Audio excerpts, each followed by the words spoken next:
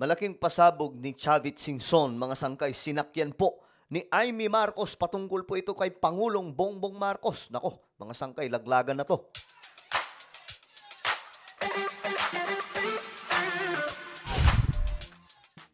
Hello guys, magandang oras po sa inyong lahat. Ako muli ito, Sangkay Dyan, muling babalik dito sa ating channel.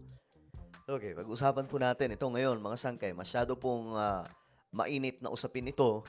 Itong binitawang salita ngayon ni Chavit Singson na sinigundahan po ni Amy Marcos.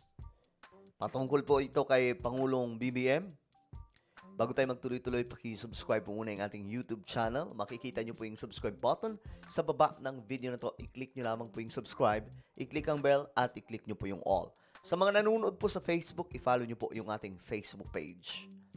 Alright, dito na. Diretso po tayo. So, ayun nga po, ito yung pasabog ni Chavit Singson. Isa sa mga malapit na kabahagi ng Solid North. Okay? Kaya malakas ang Solid North. Isa po dyan sa nagpapalakas itong sila Chavit Singson. Actually, ganun po yung mga Ilocano, mga sangkay. Binuo po yan nila Ferdinand E. Marcos na matibay itong puwersa ng Ilocano. Ngayon, mga sangkay, mukhang magtatapos daw ang pagsuporta. No? Mukhang masisira ang Solid North dahil sa pinaplano ni Chavit Singson na hindi na daw po sila susuporta dahil nga daw po pagkatapos tulungan ng eleksyon si PBBM, nagka-Alzheimer. Anong ibig sabihin nun? Nakalimot. So why? Ito yung pasabog, mga sangkay. Tingnan po natin. Ayan. Sa panayam sa At the Forefront ng Billionaire News Channel, sinabi ni Singson, nakiusap sa kanya si Senator Amy Marcos na tulungan si BBM para sa ikalawang beses na pagtakbo bilang vice-presidente. Noong panahon daw na yon, si Singson ang presidente ng League of Municipalities of the Philippines at alkalde ng Narvacan, Ilocos Sur. Actually, alam ko ito, mga sangkay, kasi nasubaybayan ko yung takbo ni Chavit Singson sa namumuno ng mga mayor, mga sangkay sa Pilipinas. Sinabi niya na ang plano ay tumakbo si Marcos sa pagka-presidente. Pero kung tatakbo si Sara Duterte, bababa siya sa posisyon ng vice-presidente. Pero after election, may Alzheimer na si Bongbong. Hindi na ako kilala. So yun ang imutok ni Chavit Singson. Ngayon, sinakyan po ito ni Amy Marcos. Mamaya, babasahin po natin, mga sangkay, no? Dagdag pa niya, ito na siguro ang last. Buti may siguro. Kayang hilutin to. Kaya pang hilutin to. Ito na siguro ang last. Kasi, mahirap kapag nasira po ang Solid North. Alam nyo, mga Marcos lamang po ang may kaisa-isang baluarte, mga sangkay, na kapag may Marcos tumatakbo, solid silang lahat. Wala pong kumakawala dyan. Wala pong nag-iiba, mga sangkay. Ito na siguro ang last na pag-support namin sa mga Marcoses dahil hindi kami kilala. Yari. Yan yung pasabog, mga sangkay. Eto, may video pa nga po. Tignan natin. Medyo mahaba-haba nga lang to, mga sangkay. Ito. Meron ditong clip ng video eh. Ayan, ito. Panoorin natin. Ito na siguro last na pag-support namin sa mga Marcoses dahil di namin kilala. Di namin tinatakang plano ko, kasama ko siya, ako nagkukontak sa mga mayors, ako nag-aaral sa lahat, support. Pag may banat kay Bongbong, ako nagsasagot. Pero after election, may Alzheimer na si Bongbong, hindi na ako kilala. Sa isang panayam sa Billionaire News Channel, ibinahagi ni former Ilocos Sur Governor Chavit Singson ang kanyang pagkarismaya matapos tulungan si Marcos Jr. Isa ko yan, ang totoo niyan, Sara, sigurado naman na nanalo for president. Nobody could beat her. Very popular at that time. Now, si Bongbong naman, nakiusap si Amy Marcos sa akin, natulungan si Bongbong for his vice presidency dahil dinaya lang, sabi niya, tawagin mo muna yung mga leaders sa North bago ako pagbigay ng desisyon ko na tutulong sa inyo ako. I will invite them, Manong, all the leaders in the North, but I'll use your name because you're the president of the Mayor's League. Sige ako. Nimbita niya, dumating naman lahat. So pagdating doon, sabi ni Amy, thank you for coming. So we could start the early campaign of Bongbong for Vice President. Dinaya lang sabi niya. But Manong Chavez has a plan. Manong, can you tell us a plan? Ako, magpapile tayo for President, for Vice. Marami kang makakalaban dyan. Kung ang gusto ko mangyari, mag-file tayo ng for President, wala pa naman papile. Pero pag nag-file si Sara, you have to slide down. Then I have the leverage to talk to Sara. Ikaw ang Vice, protected ka na. Palakpakan sila, si BBM, salamat Manong. Bawal pa noon ang lumabas. COVID. So, nakiusap ako sa Department of Health. Pwede, small group. So, nag-ayos ako, being the President of the Mayor's League, regional mayors. Isang region, lahat ng mayors. So, nakilala si Bongbong sa mga mayors. Yung mga mayors nga, paano si Sara? Then, nag-uusap na kami ni Sara, may plano ako dyan ako. For President. Sara, for President Hindi, okay lang yan ako. So, naka-ready naman, nakako naman si Bongbong mag-slide down. O in the end, bakit hindi po nag-slide down si BBM? Nagkataon ng problema nung popular na si Bongbong dahil sabi sa akin ni Bongbong noon, Manong, ang swerte ko, ikaw presidente ng Mayor's League. Puro mayors ang minimit ko ngayon. Ang laki tulong ng mga mayors.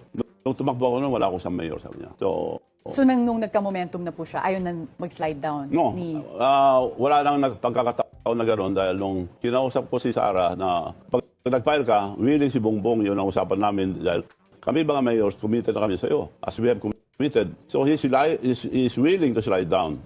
Hindi na Manong, hindi na ako tatakbo ngayon. Next time na lang, sabi niya. Bakit naman? Hindi, marami rin hindi ko lang makwento yung mga nangyari. So, ayaw na niya. So in the end? So, ako kay Bongbong, bingo ako. Wala ka lang kalaban. Yung pinakamalakas for president, ayaw na tumakbo. Good for you. Tuwan-tuwa siya. Tuloy na kami lahat. Tuloy.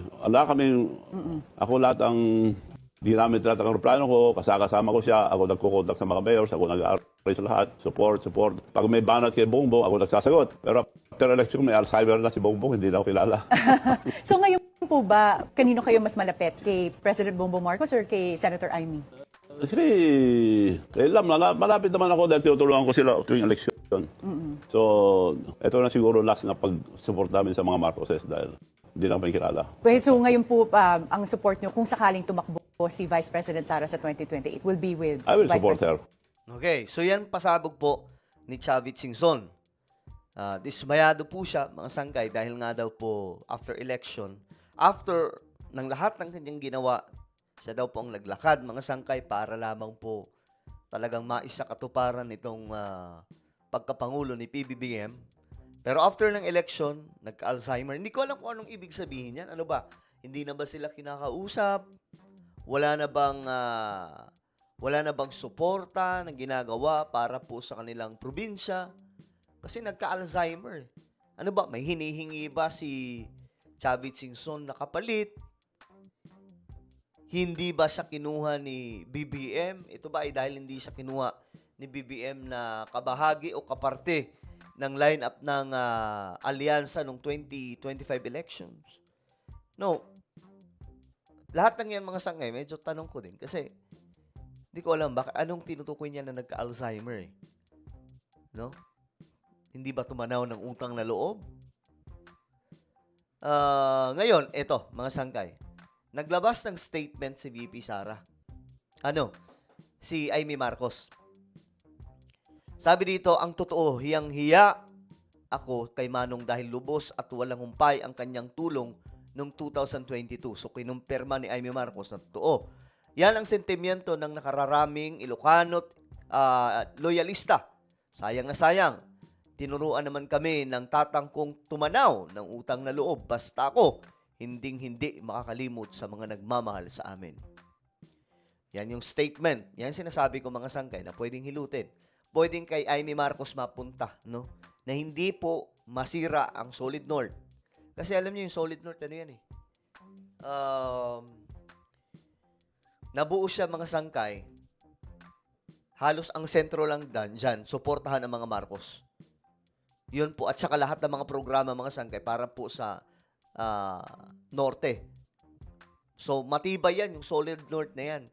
Biruin nyo, kahit mga magkakalaban, halimbawa, kalaban na mayor, Kahit sila magkalaban na mayor, iisa lang ang susuportahan nilang senador. Halimbawa, si BBM tumakbo o di kaya si Amy Marcos. Siya lang ang kaisa-isang susuportahan nila na hindi nila pwedeng tanggalin. Bahala na yung iba mawala. Basta siya andun. Ganyan po yung ano nila mga sangkay. Ganyan po katindi ang Solid North. Naalala niyo mga sangkay yung 2022, nagparada po ang mga taga Ilocos, no, hindi lang Ilocos Norte yun eh.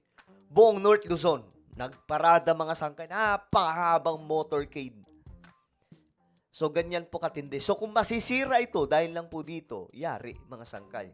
Baka, dumating sa punto na mahirapan ang mga Marcos makabangon kung masisira, kung hindi po ito maaayos nila PBBM, itong ganitong klaseng. Mahirap to mga sangkay. Solid North ang pinag-uusapan dito mga sangkay.